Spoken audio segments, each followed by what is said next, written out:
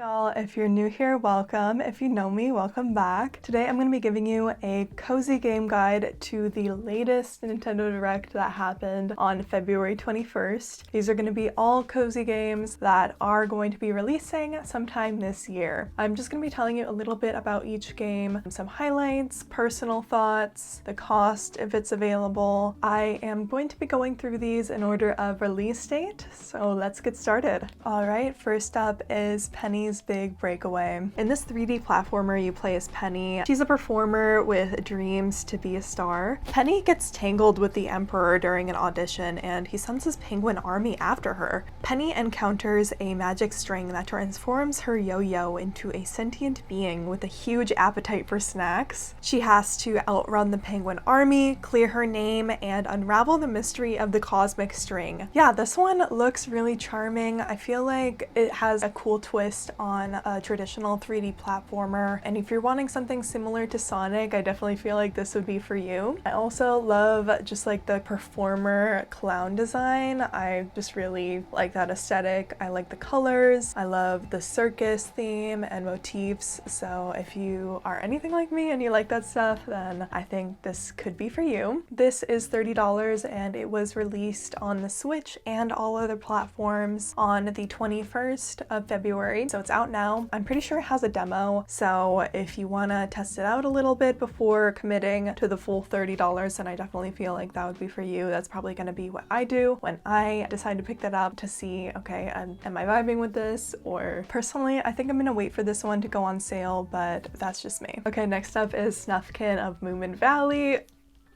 I am so excited for this one. I have a lot to tell you guys about this.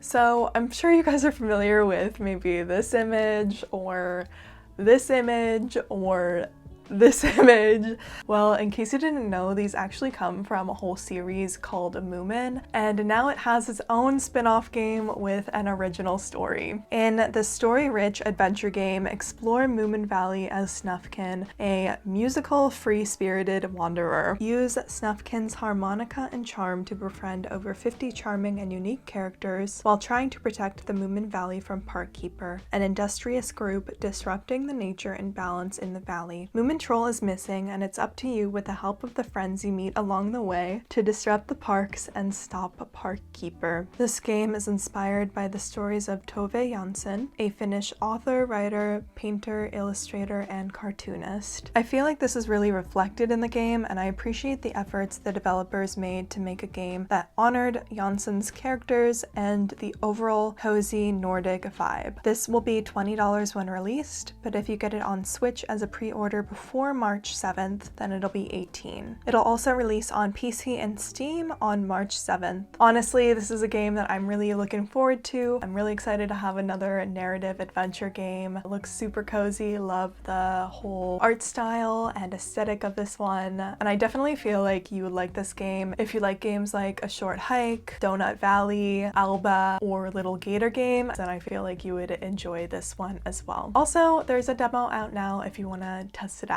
Alright, next on our list is Disney Epic Mickey Rebrushed. In this game, you'll join Mickey on his adventure in a world of rejected Disney characters. You'll join Oswald, Disney's original star, in a colorful, narrative-driven world. You see what I did there?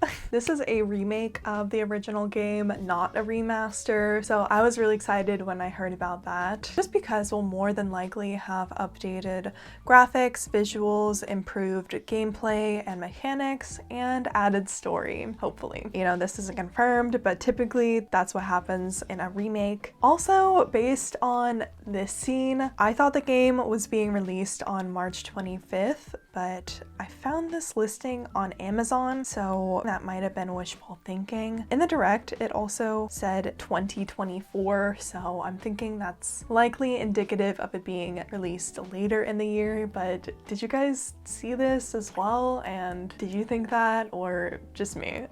Also, this one is gonna be $60. It's looking like it's gonna be $60 just based on that post. You never know, things can change between now and then, so yeah. Next up is Grounded. This one is a cute little game about being shrunken down in your own backyard and trying to survive in a world that is both foreign and familiar to you. The grass outside becomes a huge forest, and the critters in your backyard are now massive. Fend off colonies of ants, build a fortress, and explore your backyard with a new perspective. Honestly, to me, it's giving Ants or Bugs Life. But yeah, this one is cute. If you have a friend getting this, or you can convince your friends to get it, you can play online multiplayer with up to 3 people cross-platform, which I feel this game is definitely designed for, then it would be worth it, in my opinion. Alright, next up is Pepper Grinder. In this 2D pixel art platformer, you play as Pepper, a pirate seeking to reclaim her stolen treasure. Use Grinder, her drilling device, to burrow and leap through various terrain, including sand, water, sky, and more. Reduce enemies in your path and drill through the mystery of the beings emerging in the shadows. This game has a demo available now if you'd like to test it out before you buy it, which I think is a great option. It's releasing on March 28th for Switch and PC. I definitely feel like this game will have a lot to offer to those who already enjoy platformers and those who may be new to the genre, as it offers unique puzzles and terrain to explore. I feel like you would like this game if you played Dig Dug back in the day. Remember this game? But yeah, anyway, I feel like this game definitely leans into like the cozy, chaotic realm, but definitely feel like it's worth checking out, especially if you are into platformers, because I feel like it has like a little bit of a unique twist to it, which I thought was cool. Speaking of cozy, chaotic, next up is another Crab's Treasure. In this adorable Souls-like action-adventure, you play as Krill the hermit crab who has lost his shell. Along the way, you collect trash to wear and improve your ability to withstand all that the creatures in the deep throw at you. But life isn't all bubbles and blue depths. The trash is causing an infection for the citizens of the ocean,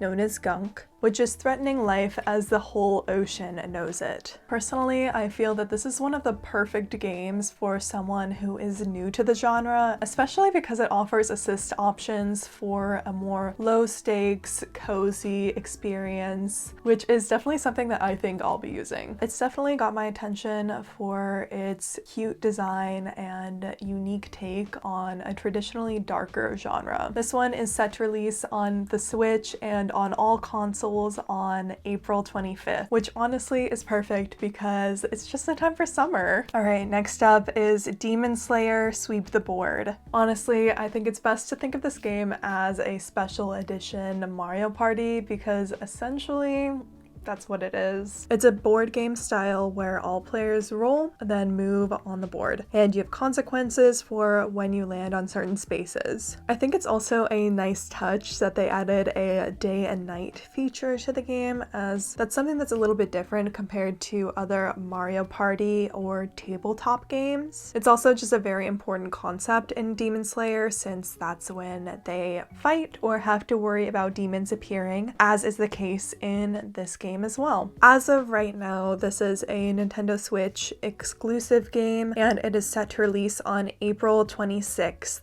Okay, and I gotta be honest, I feel like a downside to this is that it is going to be $60, so it might be worth it to wait for this one to go on sale, maybe ask for it for like a birthday or a holiday. That is if you already have Mario Party. If you're a big fan of Demon Slayer or you don't already have Mario Party, then I feel like the higher price tag could be justified. But overall, I do like the looks of this, and I do feel like it's like a cute, fun twist on the traditional tabletop style of game. Plus, the mini games look really fun. Oh my god. Okay, this next one is a freaking nostalgia bomb, especially for all of you who had the Wii as your main console growing up. I'm talking about the most chill, atmospheric, fruitager arrow aesthetic, marine biology fantasy, endless ocean Luminous. This one, if you can't tell, is definitely near and dear to my heart. In fact, I love this game so much, I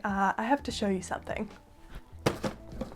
Yeah, Yeah, I was a big fan of this one growing up. Honestly, it just has like the best vibes, and it really just makes my heart full to see that it is getting a remake. There's going to be over 200 undersea animals to discover, and there's a multiplayer feature which can support up to 30 people. The multiplayer feature will definitely make exploring in places where I might be less inclined to go to less intimidating and more approachable. Imagine pulling up with 30 people to this guy versus playing solo, and you see this out in the dark. Okay, that's a little bit less cozy and more terrifying, but if you have your friends with you, then it's more like, la la, okay, there's a giant squid, tea.